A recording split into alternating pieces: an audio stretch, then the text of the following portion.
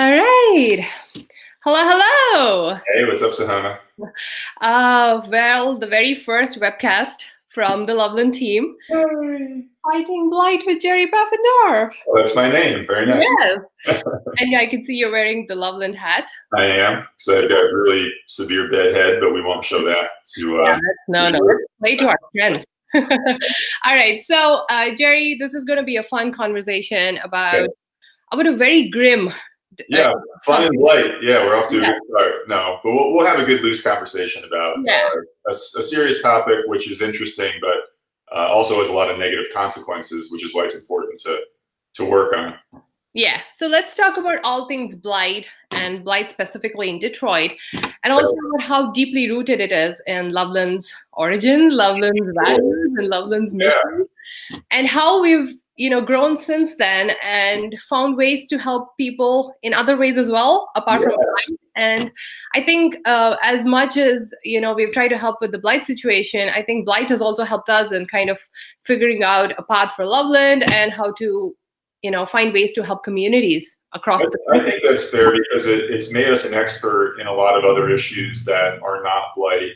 But since blight is so connected to property and property information, it's helped us derive a lot of insights that are useful when we're not talking about decayed properties or lack of maintenance.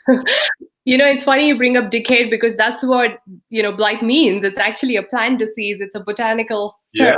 Yeah, Yeah. spread from leaf to leaf and it gets worse. So it Yeah. has kind of a cancerous origin to its connotation for Yeah. how distressed properties will tend to spread from one to another. Totally makes sense. So I'm interested in knowing about, basically how you stumbled upon Blight and how that gave way to Loveland. So you're a New Jersey boy. You went to San Francisco Bay Area, Yeah, played around in the Silicon Valley a little bit, worked with some I great did. people, started a company, and then landed in Detroit and discovered the big beast of tax foreclosure. It's true, and it actually. I don't want to spend too much time on it, but it kind of makes sense because my thought process in 2009 was if this internet thing is supposed to connect all people and places, and it's really not supposed to matter where you are physically, why is everybody concentrating in like one or two or three places? You Hmm. know, the places you're supposed to go. And so doing the San Francisco and New York experience was totally great, but it for me, because I approach problems creatively, I guess you'd say. Like I try to look at them a little bit differently, turn the problem on its side, look at the bottom of it, kind of think maybe what's missing if we attack this thing differently. And so I was just Detroit got my attention because it seemed like a city where you shouldn't go to do really innovative internet work. And one of the things that stood out to me is I was reading about these $500 houses that were for sale in the city, and then I was reading that people weren't buying them even at $500. And so the first time you hear about that, it's obviously kind of interesting because you're like, wait, $500, that's ridiculously cheap. So why wouldn't somebody buy one or more? Where do they come from? How does this work? And so it was this kind of like initial curiosity to go look at the problem, which introduced us to where they do come from. And in the case of Detroit, now just to set context for the city, most people are familiar with the ARC as automotive city, put the world on wheels, all of this. But the demographic shape of Detroit was it was really like a flash mob that came into the city, yes, for cars and manufacturing, but then also for World War II. The whole city was basically retrofitted to build tanks and planes and bullets, and they stopped building cars and they put together the war effort for Yeah. the U.S. in World War II. And so everybody had to get there to get work, and this was people of all races too, which was unfortunately a bit unusual at the time. You had a great migration from the South, African Americans who were leaving the South to get jobs and social justice in the North, and there was so much work to be done that Detroit was kind of like, hey, everybody come here. So it was this big mass of people from all over the country, and the population grew pretty quickly over a matter of decades up to a peak of about 2 million in 1950. And what happened after the war and around that time period, kind of a complicated story, but there were a lot of incentives to build suburbs that the federal government put out. And they said, we're going to make it easy. And they particularly made it easy for white people. And this is really complicated, hard history because it was codified in federal U.S. policy about who could and who could not get loans, and it was racially based. So it was very easy for white people to get loans to build houses and move to the suburbs. And so there was a massive out-migration from the city. Yeah. And so from that peak of about 2 million people, it descended to about 700,000 today. Yeah. And it doesn't appear quite stabilized. There are parts of the city that have an influx of population, like in the central kind of downtown area, but a lot of the rest of the city is still either very static or is declining.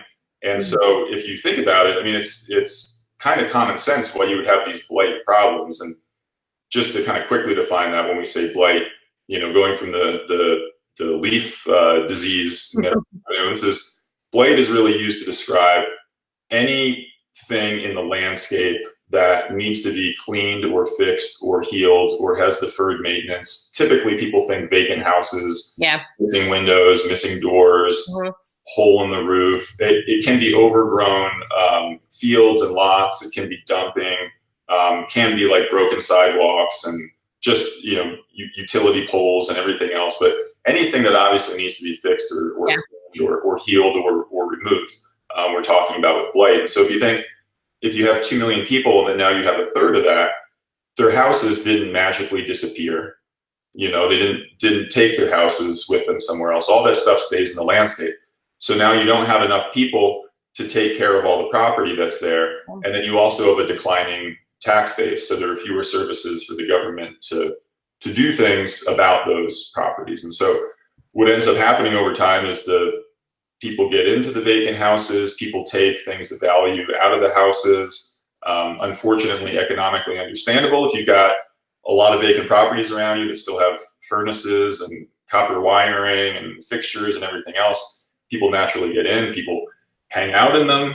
People do things that oftentimes will eventually lead to fire, or something happening that sort of permanently alters the condition of the property and maybe makes it unsalvageable. And so you can imagine this process just spreading out over time, fire, decay, scrapping. You have properties that then often revert back to the government because nobody pays for them or takes care of them or wants them. And the inventory is very expensive to deal with.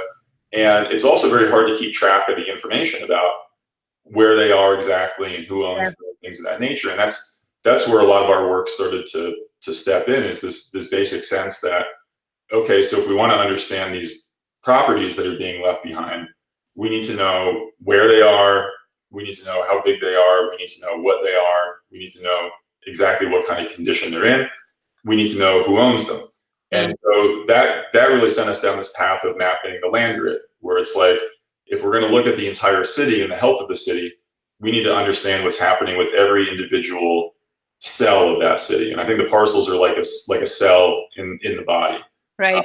And I think about it sometimes, it's kind of a funny metaphor, but it's like, if you think about every parcel as like a solar cell and like an array that like powers a municipality to work. Yeah. Like some of them, if they're not collecting energy, then you need to figure out what to do. Do you just have to clean it? Does it need to be removed and replaced? Because honestly, I mean, people don't like to think about this stuff a lot, but property taxes and other kinds of income that go to the city to provide the services for clean streets and schools and law enforcement and fire and all this kind of stuff, is all ties back to the health of this land grid. Yeah. And so being able to look at all those cells and see how they're doing, are they contributing to the energy and capacity of the city, has become the focus of our work. And the arc that really gets us into Blight in Detroit, which was quite an adventure for us to be on, was when the city was going into bankruptcy. So this was 2013. We were approached by the White House. We were approached by a blight elimination task force in Detroit that was chaired by Dan Gilbert, who's the head of Quicken Loans and the family of companies, a number of foundation heads, a number of community members, leaders of community organizations around the city. And we got asked this question. And this was like fun, because it's interesting to think about. So you got to imagine, everybody knows this is a huge problem, but nobody really knows what to do about it. And for years, Detroit has just been doing like piecemeal demolitions here and there. Go tear this one down. Somebody complained about this one. Go get this one. But there wasn't really a clear picture or a concerted strategy. And so when we were asked what we would suggest doing about blight, we gave an answer that was almost, it was kind of funny at the time just because it was so obvious and straightforward, but also like ambitious because nobody had really done it like this, which was, we know we have a lot of blight. You can see it when you drive around, but nobody's ever actually gone out and looked at everything. Yeah, or documented them.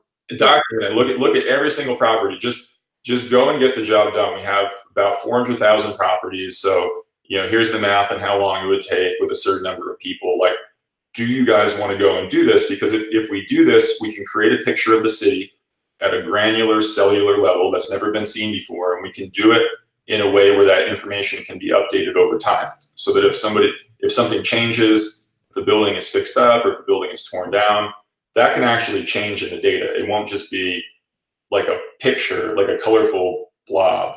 There's always colorful blobs involved in mapping, yes, but it's a database and a picture that can change as reality changes.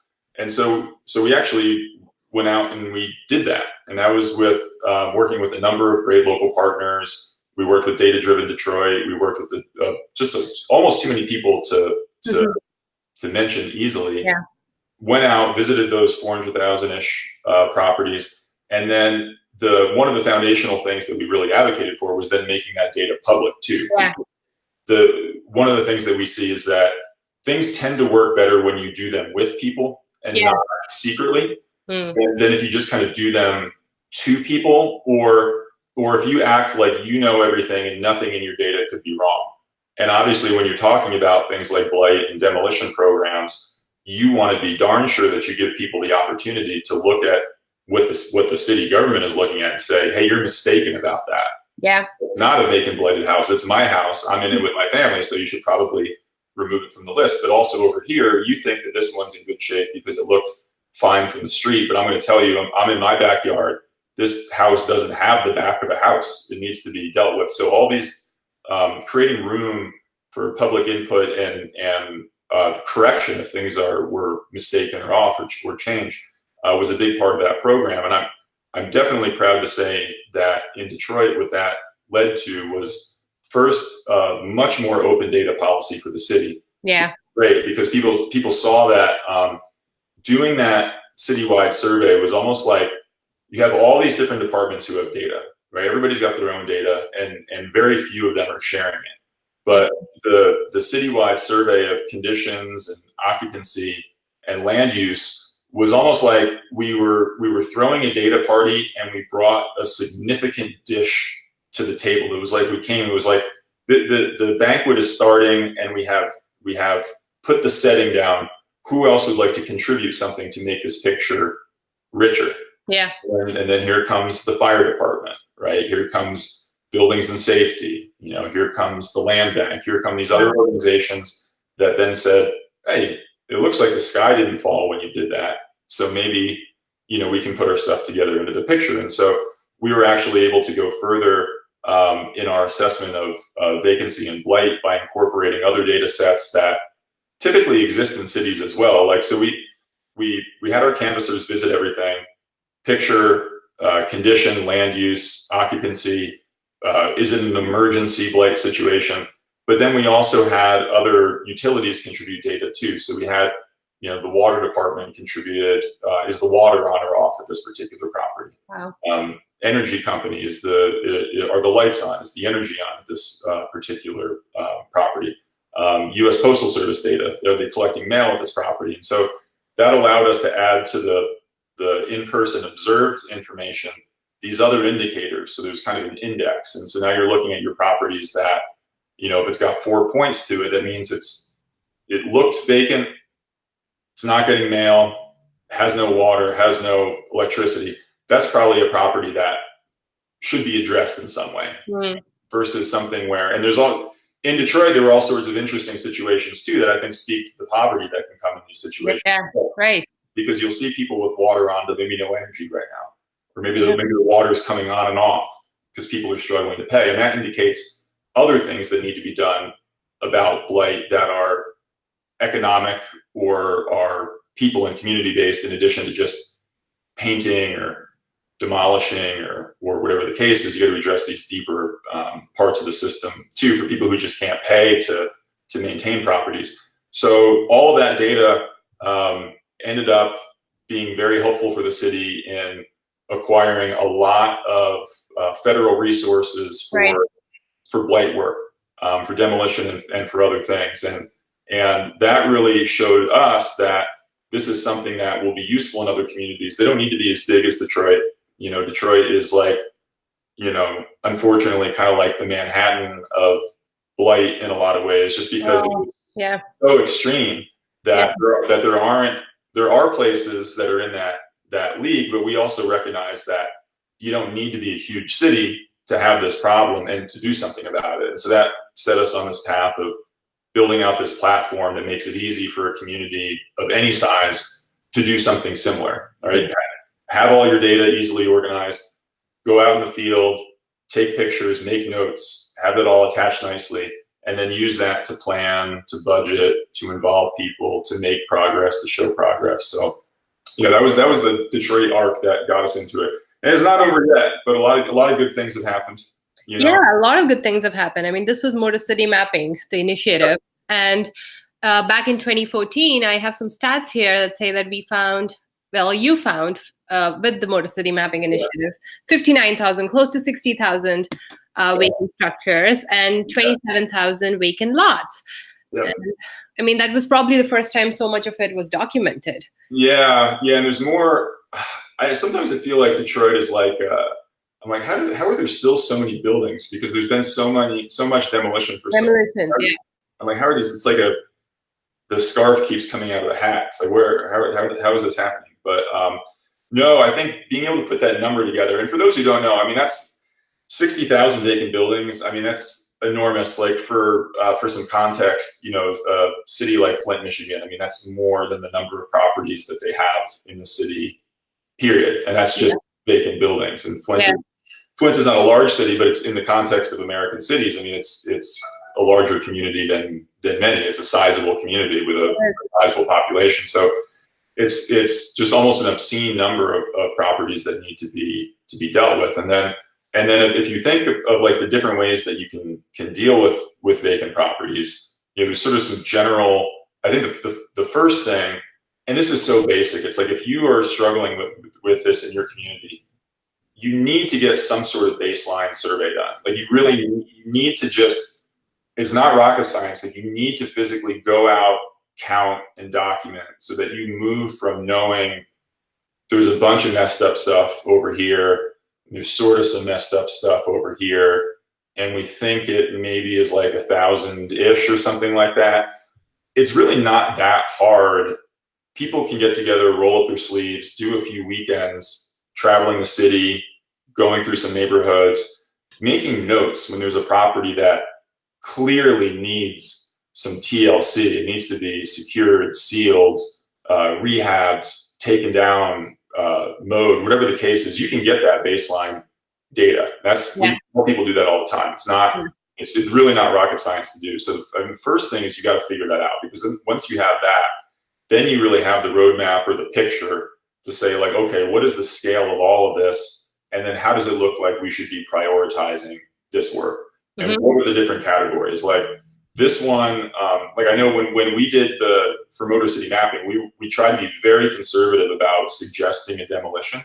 Yeah. Because demolitions come up all the time in blight, and they're necessary in many cases. They are, yes. But they're also controversial because you don't want to tear down things that don't need to be torn down, because you'll never get them back, you know, especially things that have historic significance. And so our definition for suggest demolition was the house is no longer shaped like a house, right? Because you do see these things where the roof is falling in, or it's totally crooked, or there's fire damage. And so there's some things that you're going to see immediately where you're like, okay, we know that everything is technically fixable in a perfect universe, but this one really looks like this is going to come down. And then you have this whole spectrum of properties that are like, well, this one's going to be work, but maybe we want to like make sure that nobody can get into it. We want to seal it up. We want to see who the owner is. If it's a private owner, we want to contact them. We want to see what their stance is and what they're feeling for the property. I'm big on encouraging people to do things with their blighted properties rather than jumping to penalties and tickets. Yeah.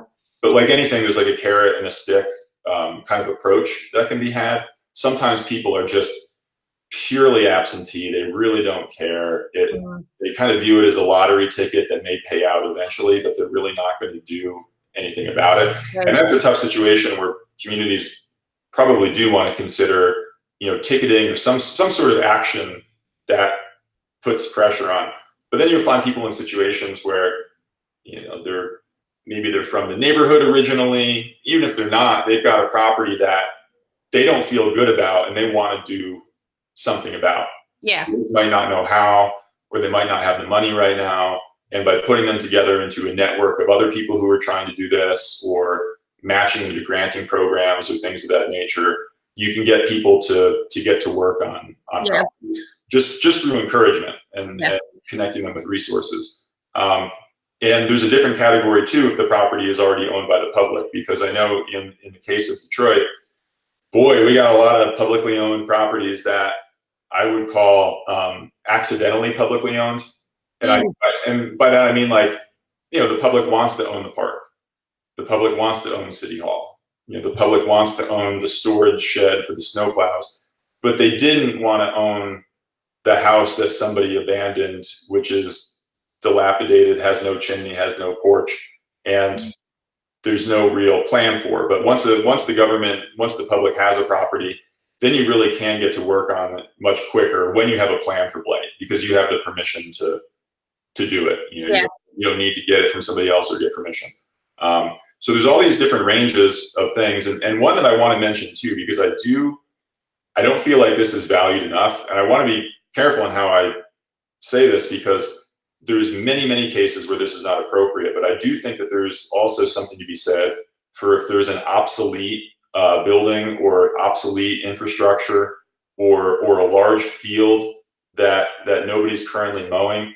There are things that you can do to sort of preserve wildness in a tasteful, safe, and attractive way too. And I'll use it as an example. I mean, like all over America, people are very used to seeing old barns that no longer have a purpose. They're from a more locally agriculture-heavy time, but people enjoy seeing them, even if they're sagging a little bit, or even if the silos like rusted.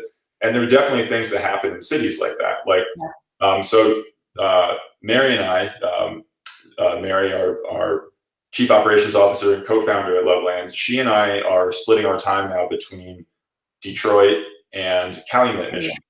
And Calumet is, not many people have heard of it, but I feel like it's the place that more people really should. It's the whole area that is called the Copper Country. It's way up in Michigan's Upper Peninsula, which is, for those who don't know, Michigan's a pretty big state, and it's got the lower Mitten, and then it's got the upper, peninsula hand, which really looks like it should be a part of Wisconsin. But going back to the back further into America's past, Ohio and Michigan actually fought a war over who would get Toledo, which you probably know because you went to school there, right? Yeah.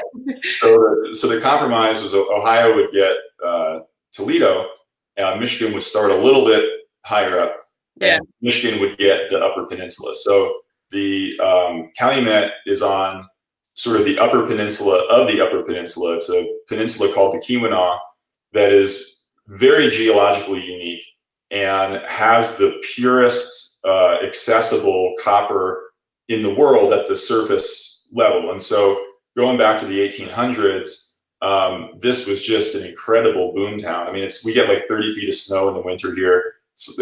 Which is lovely, it really is, but it's really lovely now in the summer. It's nice and warm. Yeah, I'm sure.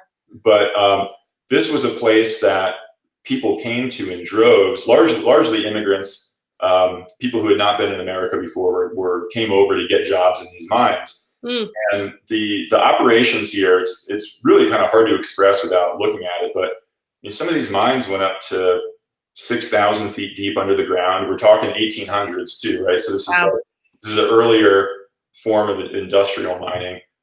People burrowing, using black powder, dynamite, blowing stuff out, grabbing the copper out of the earth, putting it on a railroad car, crushing it up to get the copper out, sending the purified copper ingots elsewhere, selling it elsewhere, and it sustained a really large economy here. This was like a town. When you're here, you're like, how did all these buildings get here? Because we're pretty far away from stuff. Like, why are there so many grand buildings and a opera hall and theater and all these churches? And it's because of all this wealth that existed for not a very long period of time.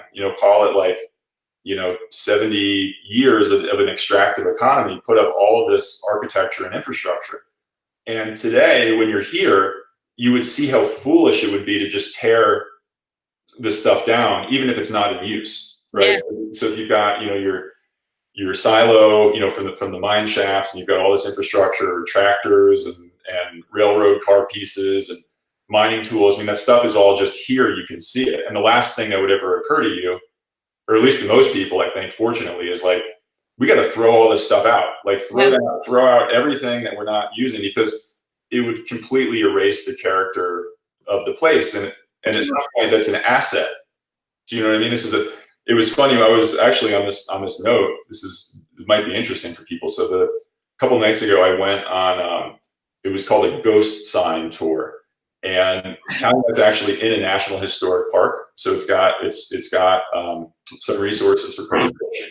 And so a park ranger had organized this ghost sign tour, and it was basically on the sides of buildings downtown, these faded relics of when they would advertise for, Pillsbury, flour, Wrigley's gum, the movie theaters that used to be there, all this kind of stuff. And when you see and you also see where people had covered up over these signs in the past, they just kind of like painted over them flat. When you see that now, you're like, why would you ever do that? It looked much better when it was like, it would look much better if you could see this like faded advertisement. But then you have to think, you put yourself in those positions from the past.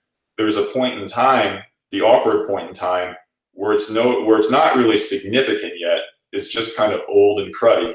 And so you can totally imagine why somebody would be like, no, get rid of that. We don't sell cigars here anymore. Just cover that crap up. But then you go further in time, and those things start to become valuable again. Yeah. You wish there were more. Yeah. And I think in the Blight conversation, it's definitely interesting to keep in mind that there are certain things that are clearly dangerous and need to go, or need to be made safe or gotten on top of. But there's also tremendous opportunities for preservation, and even kind of offbeat preservation. Like there's a lot in Calumet that is one of my favorite vacant lots. And, in our line of work, I end up looking at a lot of vacant lots, and people try to figure out how to use them. But it was a movie theater that had collapsed fairly long time ago. And they just left these big, red stone walls there.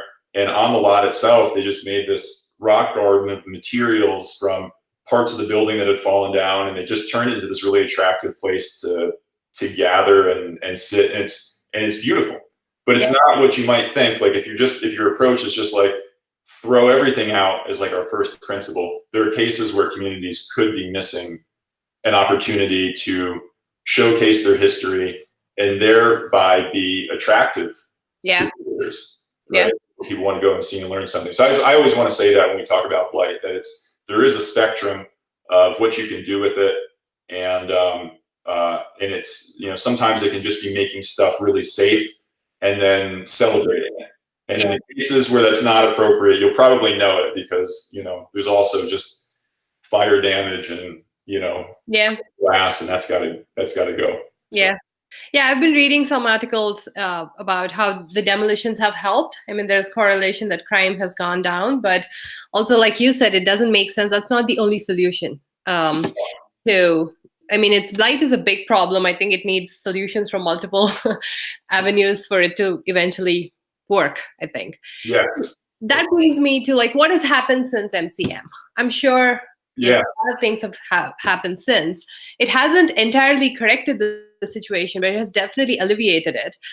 Yes, we have. Well, okay, so the things that come to my mind immediately, and this is really, this is an important lesson for communities, but really trying to figure out where your blight comes from. Like, what's the pipeline? Yeah. Like we talked about, population, but we'll go one layer deeper on here now. So in the case of Detroit, when we looked at all the properties that were surveyed as being vacant and in poor condition, we compared some other data sets to that to find insights. And one of the key data sets was comparing tax foreclosure and risk of tax foreclosure to blight. Yeah. So, in data, there's always this really important fulcrum of correlation and causation. Right. Because something correlates, you can't say that it's the cause. Yeah. Sometimes the truth is in the middle. But we have very aggressive tax foreclosure laws in Michigan. We're really one of the handful of states that does it this aggressively. And this is interesting at a policy level on blight, because the intention of the policy of the law was to reduce blight by shrinking the amount of time that a property would stay abandoned before it was given over to a presumably productive private owner. So the observation prior to 1999 was somebody can abandon a property in Michigan, and it can take years and years and years before that property can be given to another owner. Okay. So why don't we make a new law that says if you fall 3 years behind on your property taxes, you just lose your property. No redemption. There's no, somebody else doesn't own a lien on your property. It's the government's, and we're going to auction it. Yeah. And the thought process was that wouldn't be a problem, because anybody who wanted their property would clearly be able to come up with those taxes, and the properties wouldn't lose their value. The assumption is property values just go up over time, so you'd always be able to borrow your tax money or whatever it was. But what ended up happening in Detroit is that you have a lot of poverty in the city. You have a property tax system where things were not properly assessed. So, for example, we had 2008. Everybody had the mortgage crisis, felt it in the foreclosure crisis in different ways across the country. Home values fell significantly. And in Detroit, the property values never got assessed downwards at all. And so you had a situation where the properties were not worth nearly as much as they once were. People were paying very large sums of money in property taxes. The assessments didn't change. You also had the poorer economy. I mean, Detroit's poverty rate has changed a little bit over the last couple of years, but until very recently, it was about 40%, and it's still about 40%. It's like, it's 37 or something in that range. It's significant. It's more than a third of people. So these forces came together to make it really hard for homeowners who were not, I hate to use this word, but just honestly, we're not deadbeats. They were people that you want in your community. They are homeowners who had valuable assets that oftentimes were intergenerational wealth. Most Americans, the most valuable thing they own is their house. They work really hard to get it. You're able to pass it down to your kids. You're able to use it if you need to borrow money or get liquidity to do other things, and it's your economic protection. And we sort of ran amok here in Michigan, where these foreclosure laws were so strict that we were taking properties away from people who really anybody in their right mind would say, why are you doing that to this family? Yeah. We've got 18% interest on these taxes. They only owe a few $100s from this third year. They're trying to make it work. The taxes are too high anyway. And we really just seized and we sold tens of thousands of properties from people that shouldn't have had that happen to them. Just the high level stat on that is since 2002, it's been about 160,000 properties in Detroit that have gone through this foreclosure process. Yeah. And again, we have a little less than 400,000. So we're moving up, we're over a third, getting towards a half of the city this happened to.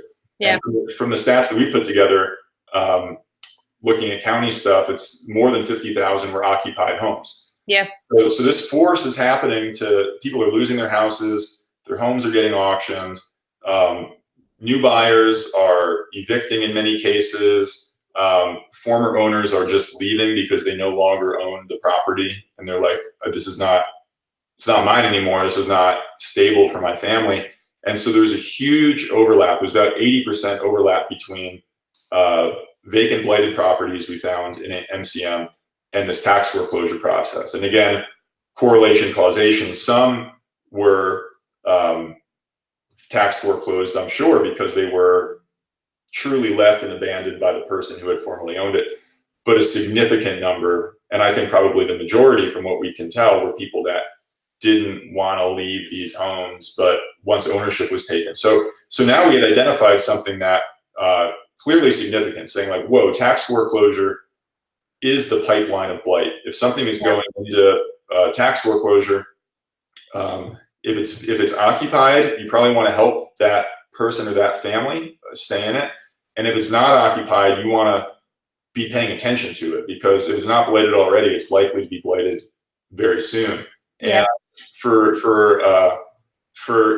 another video hangout at some point, we can probably go deeper into this stuff. But in our assessment, Detroit has not yet done everything that it can to fix that tax foreclosure problem, which means that even though we have demolished 18,000 Detroit homes and buildings since 2014, there are a significant number of properties that have gone newly vacant since then.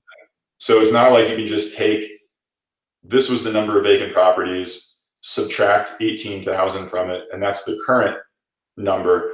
There are thousands of properties that have gone vacant. And this has been, a debate, moving forward, like exactly how many, like which ones, but it's, I don't think that it's a total like break even, but I think it's quite close to it from what we know now, that you tear down 18 and you've got another 10 or 12, right? You've got, so you're, like I said about this, like magician's hat, I mean, at some point the city is just going to run out of houses. It's like, where do these keep coming from? How are there 10,000?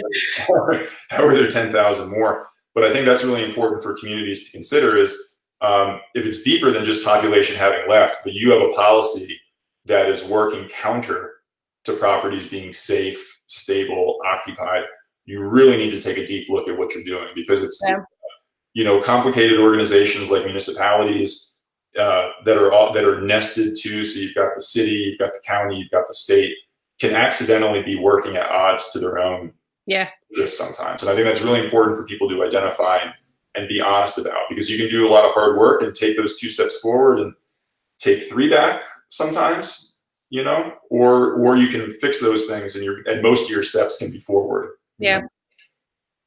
And so apart from tax foreclosure, the tax delinquency that is also the main problem right now, at least according to the Neighbor to Neighbor report that just came out. They surveyed, went door to door using the Loveland app and found out that the foreclosure numbers have come down, but tax delinquency numbers have gone up.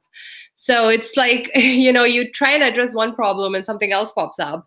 And that's because of the heavy property taxes that people have to pay, and they're just not able to. Yeah, and that's something else that's interesting for people that we haven't talked about yet. So what I'm really proud of the work we did on both of those projects, and I feel like they're very complementary, and people should know the full range of options that they represent. So Motor City Mapping was people going and physically inspecting the property itself, right?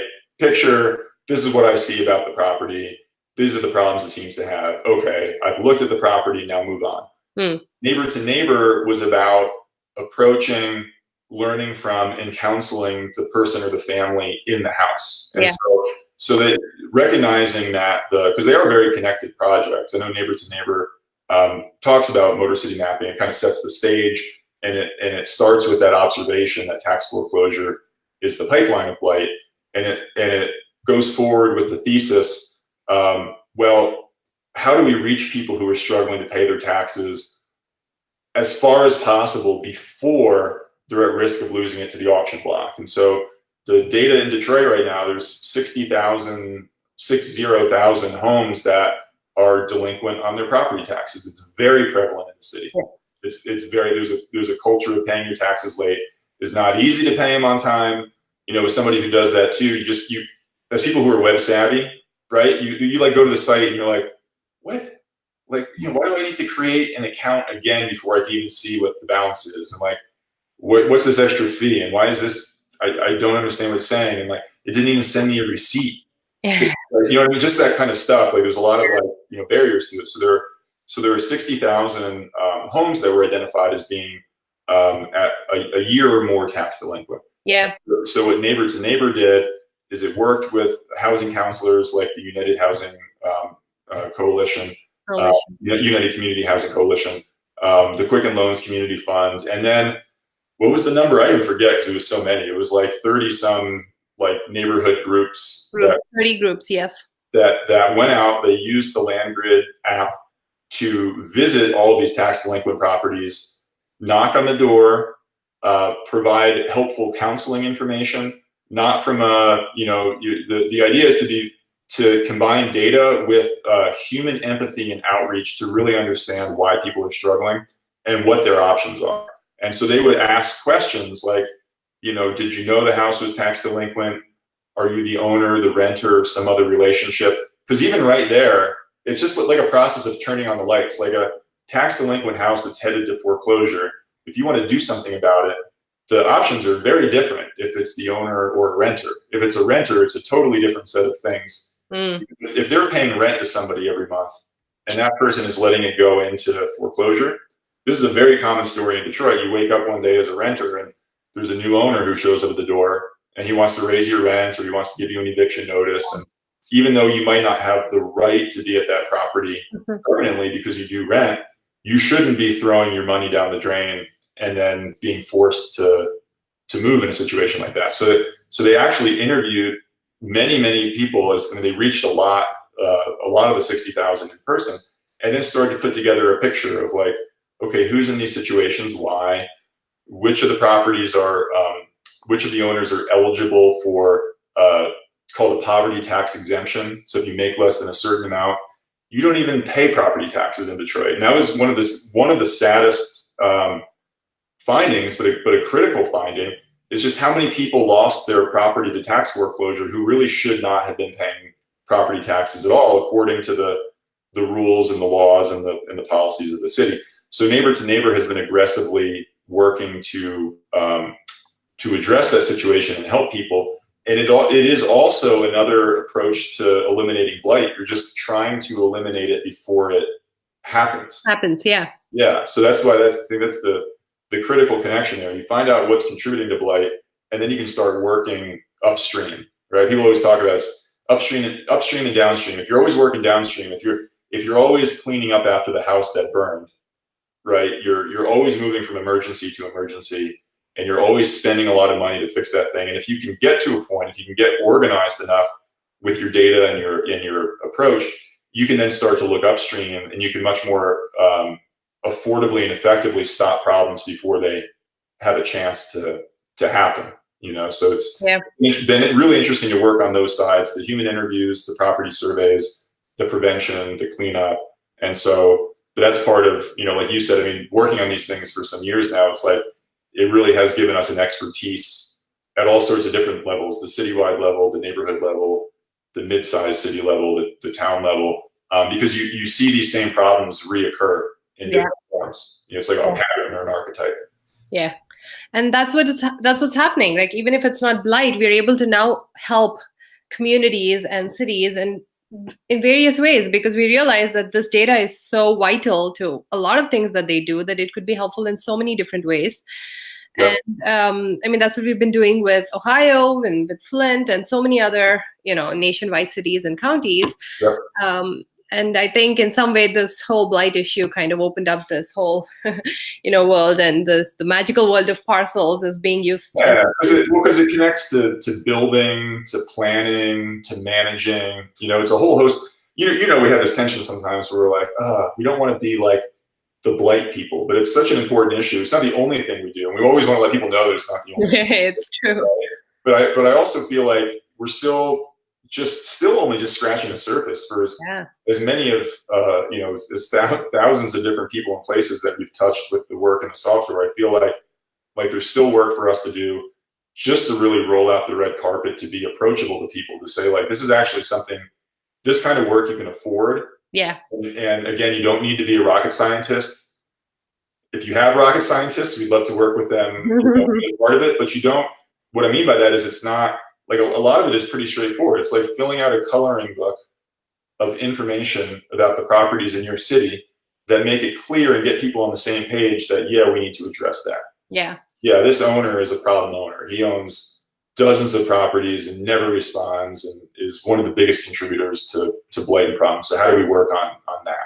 These properties are owned by our land bank and they don't have enough money right now to do this. But now that we have the data, we can actually package it up into a plan and a budget, and then we can use that to approach the state, approach grants, approach foundations, whatever it is. And so it can help you get the resources you need, because what people, this is just the reality. I get it. It feels unfortunate sometimes, but if somebody doesn't have the resources to address the problem and they need the resources, they need the money, it's very difficult to get the resources and money unless you have that plan together to show. You don't need everything, but you do need to go to a funder or a support system saying, like, here's what we've done.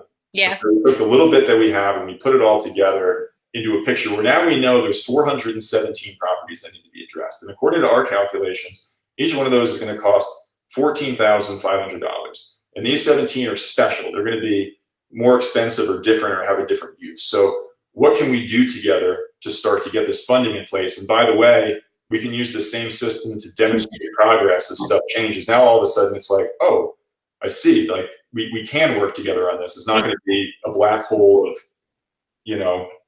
who knows what even happened to the stuff. Yeah. Yeah, we can do an entire Hangout video on the use cases and how we can help with so many different types of situations. Yeah, for sure. No, we should do a lot more. There's a lot to talk about, so it feels good to like surface it in voice and just chat about it. I know. And this was amazing. This was like a 101 primer on all things Blight. Like a quick, crunch course for someone like me. I think this is awesome. And yeah, I think that's pretty much it. That wraps up our Blight discussion. There will be many more such discussions, more tutorials. We hope to have some customers on these calls sometime. And that's about it. Anything else any fun facts to add, Jerry? No, just don't, for anybody watching this and interested, really don't be afraid to contact us, team@landgrid.com, go to the website, landgrid.com, just reach out to us, because if it's not clear from this chat, I'm the CEO of the company and we're fairly easy to talk to. I mean, this is, what I mean? Like we're professional, but we listen, we try to meet people where they're at on things. And we're hopefully genuinely passionate and interested about this stuff. It's not just like, oh, that's a thing that we do sometimes. Like we want to help people solve problems, and we don't judge, and we're not intimidating, but we are good and we'll help you get stuff done. So I would just encourage people not to shy away from reaching out. Yeah, and whatever the size or scale, we'll handle it for you. Perfect. All right, sounds good. Let's wrap this up then, and I'll put all the useful information in the description for this video, so people can read up all of the different reports and information right there. Perfect. That's about it. All right. I don't know when we'll do the next one. Maybe next month. That's it. Yeah. Anytime. No, this is fun and easy. And I'm going to finish my LaCroix, which I realized matches my shirt. So there you go. All right. Sounds good. All right. See you. Bye.